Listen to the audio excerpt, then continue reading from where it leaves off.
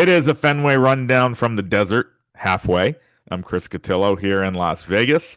I've not lost a cent yet as we record this at 10:10 a.m. Pacific.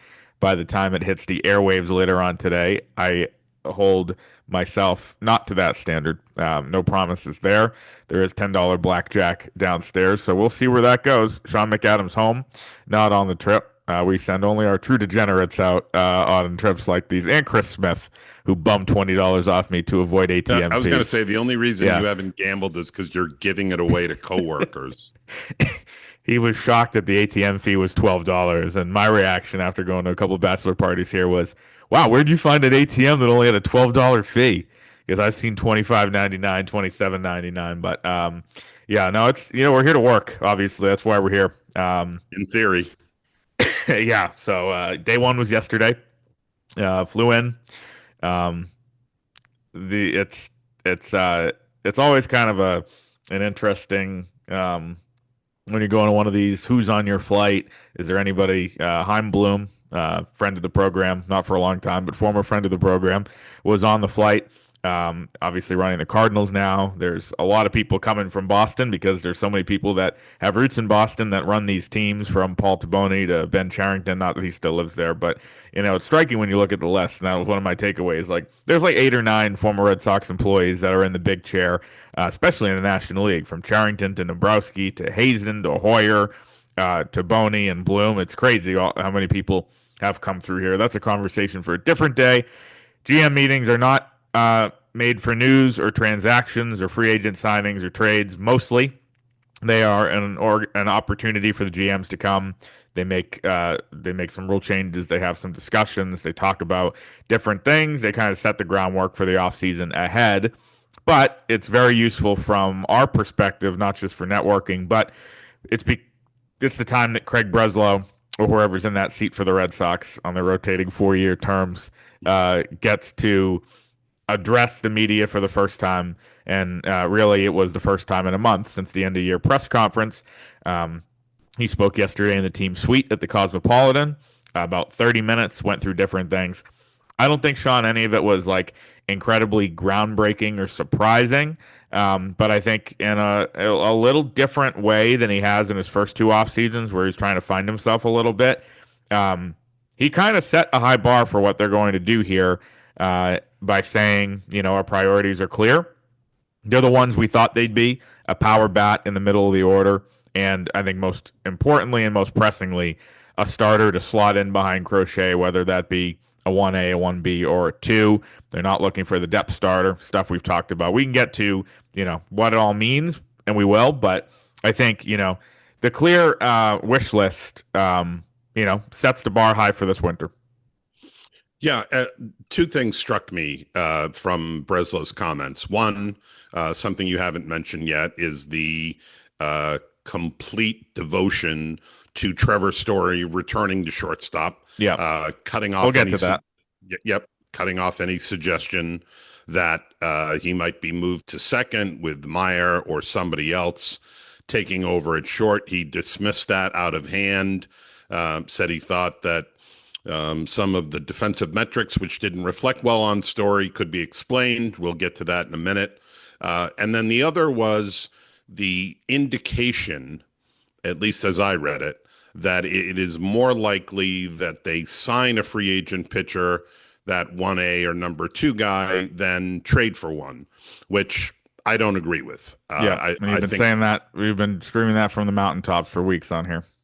Yeah, I just think that in general, free agency with pitching, you're going to overpay. You're going to be getting a guy, by definition, already in his 30s. You're going to get a guy with a lot of mileage, and you're going to have to pay that guy well into his mid-30s.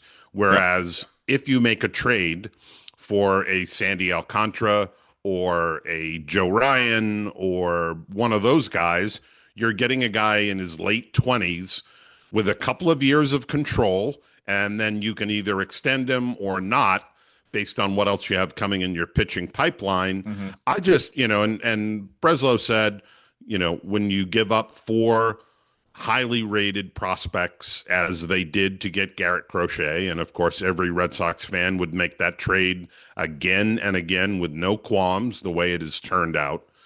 But he was essentially saying you can only deplete your inventory of prospects so much, and then you start running out of them. Yeah. I think that's a little dramatic. I don't think they're anywhere close to running out of top prospects. I think they have enough people that they could get a Joe Ryan or a Sandy Alcantara or a Mitch Keller or whoever you want to focus on. Freddie Peralta is another, although there's only 1 year of control left there. I think that is the way they should go. It sounds like they are more likely to get that pitcher in free agency. And I didn't even mention the fact that you're going to spend a lot more money to do that than you are in acquiring somebody who's arbitration eligible for 2 more years, the way Joe Ryan is. And a lot of these guys are attached to the qualifying offer too. So when Right. you're depleting your farm system, you're giving up the pick to do so. Which is, I've always talked about that's an overrated thing to me, where it's a lottery ticket. Sometimes it's going to be Roman Anthony, sometimes it's going to be whoever, and he was a comp pick. But it's a huge factor for these teams, and we know that, and something they consider. So will be interesting to see where that goes. To me, like, I know what you're talking about. I didn't read into that as much. I think like if there's the trade is the best path on December 15th, that's what's going to happen if it's the free agent signing. I know he said what he said, but like to me, it's you never know. I mean, a year. Yeah, he did not Just think rule about out it this making way though. Like a year ago, they were pushing for Fried, and if he had said yes to them, they wouldn't have gone the trade route and gotten Crochet. I mean, both right. would have worked out fine. But that was like so. But I think they got the better pitcher and the better deal.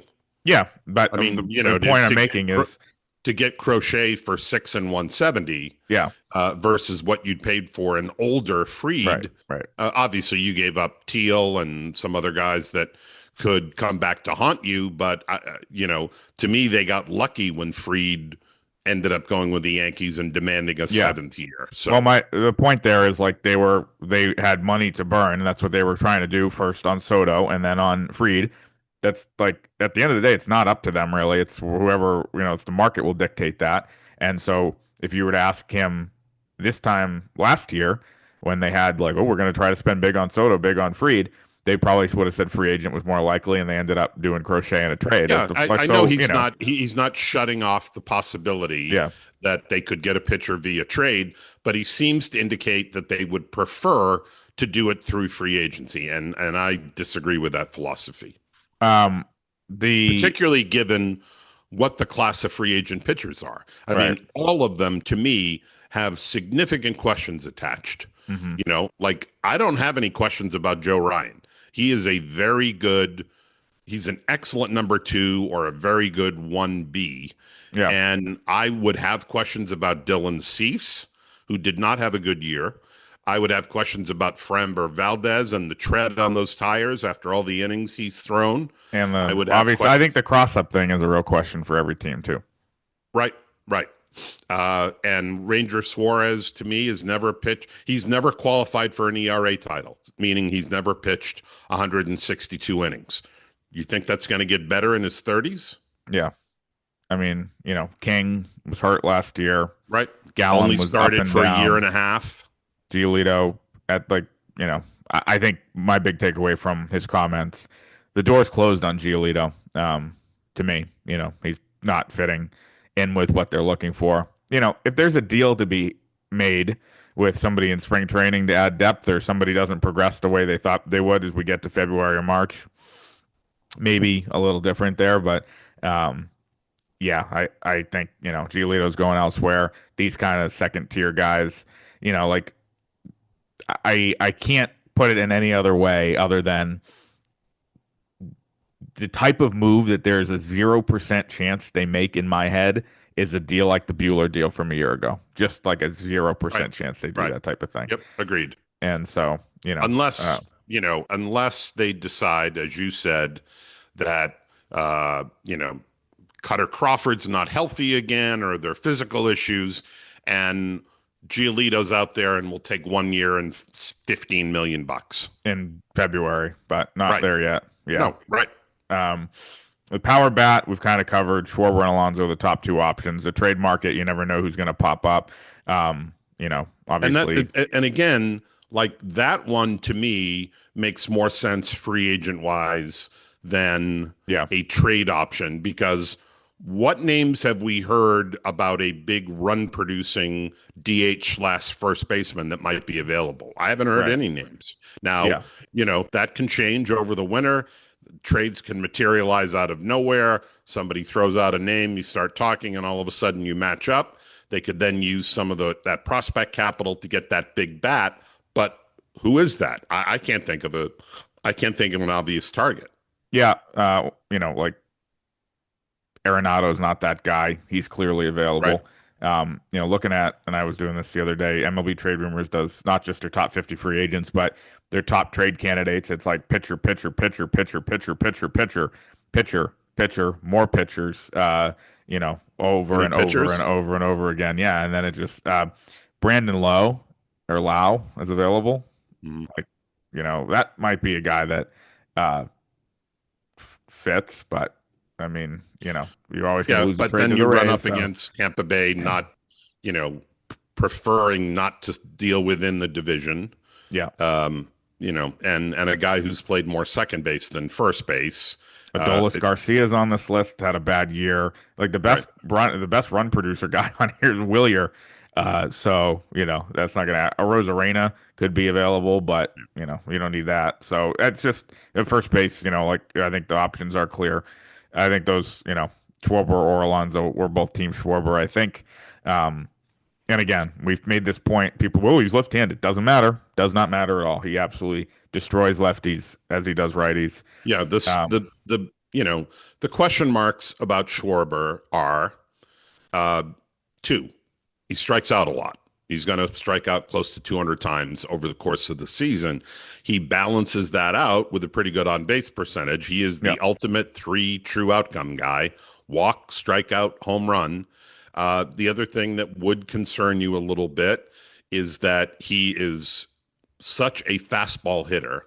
Does that start to catch up to him as he gets into his mid 30s? Is it Hmm. because he has difficulty with breaking balls? And if he's not seeing a lot of fastballs, then you can exploit him a little bit. And if the bat speed starts to slow, as you think it might, as he gets to 34, 35, 36, then what are you getting there? Yeah. So that's the main two things. Circling back to Trevor Story, a lot of people tweeted this to me immediately when those quotes were, surfaced yesterday, um, saying this is also the time of year last year where they said Rafael Devers is our third baseman. And that's always a great point. I think like if you could get a good shortstop and move Story to second, they got to be open to everything. So of course that to me falls under. Yes, what else are they going to say? I do think that Brezlo does believe, and he was adamant about this, that the defense is better than the numbers would suggest, which is something we talked about the other day. The arm is the concern for me. It was when they signed him, it blew out. The arm strength is not all the way there. We saw I again don't want to call it the yips because it's not like the true probably version of the yips. If you want to see that, you can see me go golf. But there was something going on there where his mechanics were off. It just that's my concern, and that's why I would think about it. I wouldn't hand the keys to Meyer. More on him in a minute, right away. And I don't see that guy. People like Hassan Kim. He also got waived on Labor Day. Like, he's not a sure bet either. So. Um, And coming off major shoulder surgery. Right. So, if there's a perfect guy you could put there, maybe. But to me, I think it is likely that he's the shortstop on opening day. Bo Bichette. No, he's a worse defender. Yes, I know. I was being sarcastic. He wouldn't be a bad option for second base. I think they might explore that, but you know, uh, The problem, though, is you would end up spending well in excess of 200 million, perhaps as much as 300 million for a guy's not a run producer. yeah. And I don't think you can afford to do that. Unless he doesn't get as much as he thinks, which who knows? Well, but okay, he's going to get nine figures, right? We can Yeah. agree on that. That could be put to far better use for someone who can really slug. That's not him. He's a terrific bat to ball guy, get you 200 hits a year, hit around 300, have his share of doubles, but he's not a run producer. And it makes no sense to have that kind of commitment to a guy who's going to be playing a position he hasn't played in the big leagues before, Hmm. second, and it doesn't solve your middle of the order big bat Right. need. Uh, do you read anything into Brezlo saying I'm not going to talk about specific targets, so I'm not going to say if we want to bring Bregman back, or is that just Well, playing games? obvious, I mean, it's obvious they want to bring Bregman back to a point. If he's looking for 7 years and $180 million, my guess is he's going to have to get that elsewhere. But clearly, they like him. They were ready to spend $40 million 3 years in a row on him. However unlikely that would have been to play out, that possibility existed. Why would they not want to bring him back at a reasonable number? The fact is, we're going to have to see where that falls, because I think there is a drop dead point for the Red Sox where, whether it's they don't want to go more than 4, they don't want to go more than 5 years, they don't want the AAV to be over 30. I'm not sure. It's kind of, you'll know it when you see it. But if Bregman is intent on getting 6 or 7 years at close to 30 AAV, I Yeah. don't think he comes back. I thought, one of the most interesting things from Brezlo yesterday was kind of, almost unprompted. It was a question about Meyer, but it wasn't about this. He needs to get stronger to withstand the full season. And just saying, like, that's kind of, in no uncertain terms. Craig Breslow uh, does not speak in, no, he often speaks in uncertain terms. There's always kind of qualifiers. With that, there wasn't. Not guaranteeing Meyer position makes sense to see how the rest of the roster shakes out. To me, I think that was an interesting challenge of like, Yeah. oh, okay, like they are, they've obviously expressed that to him, and like these, there are guys who I put in the bucket of like, I always said this with Chris Sale. People gave me a lot of shit for it. Also with Story, like there are guys who are often injured, but like if you look at them, a lot of them are kind of freak things. You saw Story blow out his shoulder on the dive. The broken wrist. He was hit by a pitch. There's not much, or whatever, that broken bone that they misdiagnosed in 2022. The arm, was Which existed when they signed right, him. and he was really steady in Colorado and playing a lot of games. With Sale, the bike accident, getting hit by a comebacker, some of those things were like, okay, what is going on here with the arm? But then some of them were just, he was running bad. Um, with Meyer, it's a guy that like, and I actually feel that way about Casas too, that he's not as injury prone as people think, because two other freak things, like blowing out his knee on a weird collision, could have happened to anybody. Okay. And then the year before, that was a weird one too, but it's because he swings so hard. Like, I don't think that these are breakdown bodies. I put Meyer in the other category of this is like something small, some strain, some sprain that turns into his season is over 2 months. in late July or August Yeah. for 4 years in a row or 3 years in a row. That to me is a real concern compared to those other guys. And Yeah. I think the Red Sox are acknowledging that too. Yeah, and I think another reason that he wasn't committing to Meyer anywhere is that, let's face it, he could play any one of 3 positions on opening day. Hmm. Unlikely that it's going to be shortstop based on what we heard last night, but as you said, can't 100% rule it out. But definite contender to start either at second, or if Bregman doesn't come back, third. So, why pigeonhole a guy when there are so many other dominoes that could fall over the next 3 months that determine where he's going to go?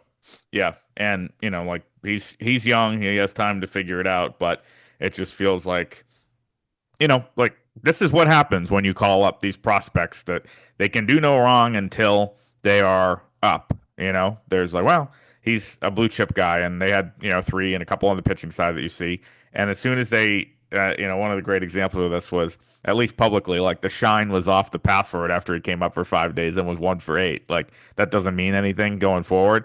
I think there's probably especially, we've been looking at Meyer and Anthony neck and neck on the list, and Meyer was a better prospect. Anthony then surpassed him, but two blue chip guys. Now Anthony's the dude on the team, and Meyer's trailing behind, and I think, that might motivate him to, again, was it all bad when he was up? No, but we both thought he was great defensively, had some moments offensively. But the question all comes down to, health and where he's going to play, and I think they obviously look at him as a really important piece moving forward. And that doesn't even mention a guy who wasn't brought up over 30 minutes yesterday, and that's Campbell. But I think Meyer is a piece of this that they remain super high on, but they know that there are things he needs to work on too. Yeah. And lots of options for where he'll end up eventually. Right. We will finish with this a little bit different. First of all, any other takeaways from Brezlo yesterday? No, I think those, the Meyer stuff and where they were going to get their bat and their pitcher were, those were the ones that kind of stood out to me. Yeah.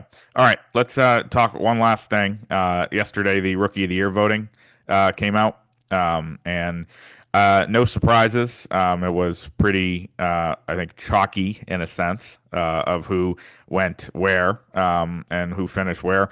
Nick Kurtz is a unanimous Rookie of the Year, all 30 votes.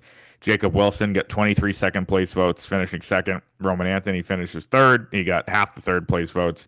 Noah Cameron from the Royals fourth. Colson Montgomery fifth. Carlos Narvaez is sixth, and then a bunch of different guys down the list. We're bringing this up because, you were one of the 30 voters. That is part of our job. And I had Cy Young this year, which we will get to when that's revealed. You had Rookie of the Year, and you went with Kurtz number one, Wilson number two, Anthony number three, Cameron number four. That's pretty easily how the votes fell across the board. And you had Narvaez number five when Montgomery went number five. Not a huge deal there. Some people, three people had Anthony second. Five people had him fourth. Five people had him fifth, which is kind of insane to me. And did people leave him off? Yeah. He was on 28 of 30. So two people left him off for some reason. How do you explain that? Anybody leave Wilson off? Yeah, someone left Wilson off too. Pardon me? Someone left Wilson off too. Yeah, well, that's even weirder. The only thing about keeping Anthony out of the top three was games played. He only played he played less than half a season, 71 games, I think it was. And maybe you're saying to yourself, I need to see at least half a season for someone to have that kind of impact. You look at his WAR figure, his OPS, his defense, his base running. He was a complete player. He impacted the team. He changed the offense. He had a 400 on base percentage from the leadoff spot.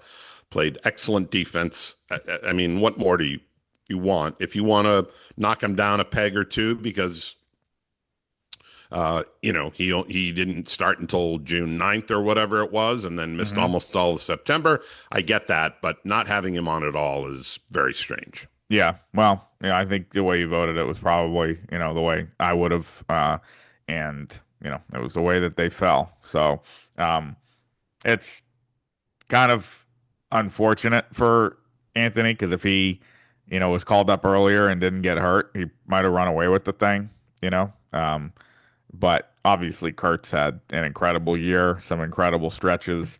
Wilson had a really good year and played a lot of games. Kurtz's numbers. That one game, obviously, in Houston skews some of these.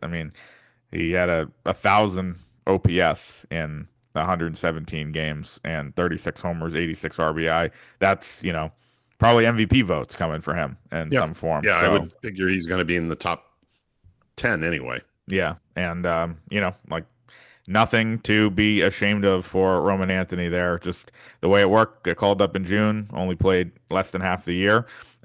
And that's that. And he missed out on a couple of bonuses. The service time would have had some implications without the extension. It does not.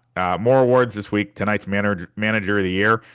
Cora's not going to win that. Obviously, he's not in the finalists. I could see him getting some down ballot votes. Yep. Though you only get 3 votes for that, right? If you vote for it. I've had it so many times. I don't know why. I don't know. Yep. But so maybe not. It doesn't really make a huge difference. Yeah, he might have gotten a fourth or fifth somewhere, but uh, I mean, yeah, not yeah, a yeah, fourth or fifth, but finish fourth or fifth. yeah. And then Cy tomorrow, which we'll only talk about after it because I can't reveal. And then MVP, which will be interesting to see if Yeah, there's I would anybody down expect ballot Judge there. wins that, but to me, it's a question of how close it is. Who would you have voted for? I think I would have voted. I went back and forth. When I wrote with about 2 weeks to go, I said Raleigh. I'm not sure. I mean, I didn't invest a lot of time in it because I knew I wasn't going to have to vote on it. Hmm. Even now, I haven't done the deep dive and really compared the two. To me, you can't complain about either one. They are, Yeah, that sounds like the Seinfeld bit. You're all winners in yeah. the New York They're Marathon. gonna hold But hands and hoist the but you trophy you together. can make the case that each is very deserving. So I'm not going to be outraged one way or the other. My guess is Judge wins, but I could see the first place votes going, you know, 17-13 or Yeah, something like that, pretty close. yeah. Look, manager of the year is in a different boat because I don't think people really. It's one of the four that we vote on as writers, and it's an honor to do that, of course, across the board for all of them.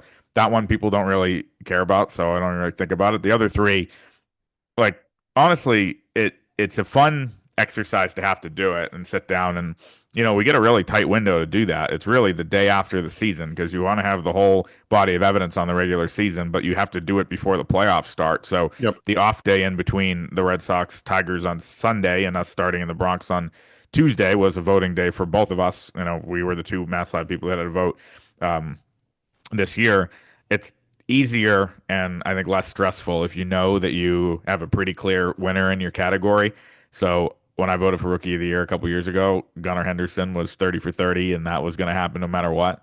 With you, Kurtz was going to be Yep. unanimous. It takes a little bit of the edge off. If you had an MVP vote, that probably was a very sweaty day. There's Yep. two people in the Boston market that do. I don't know who they were off the top of my head. There's two in every American League city, two in every National League city.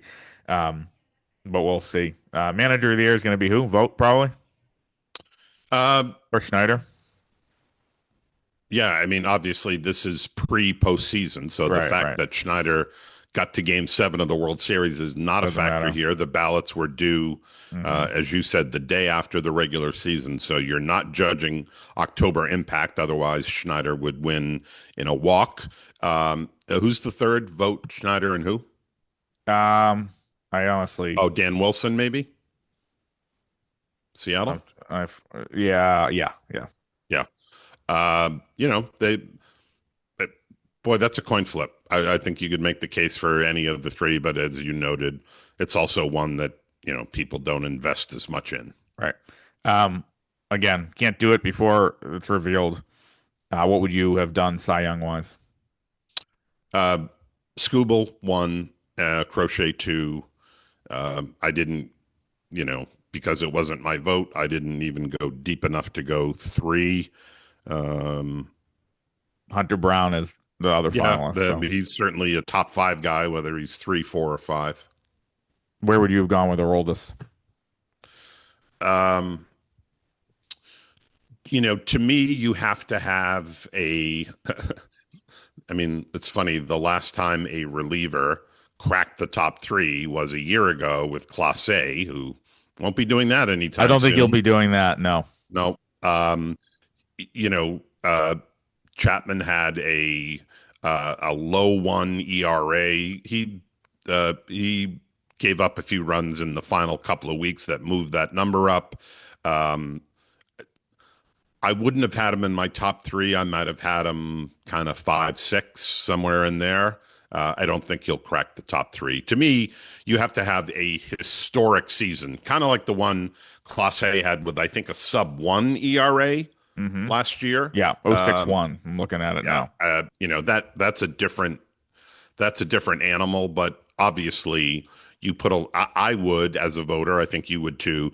You put a lot of weight on innings pitched, and it's hard to have a guy throwing 70 innings, finishing ahead of guys who throw 180, 190, 200 in terms of importance and performance. So, I'll explain next week.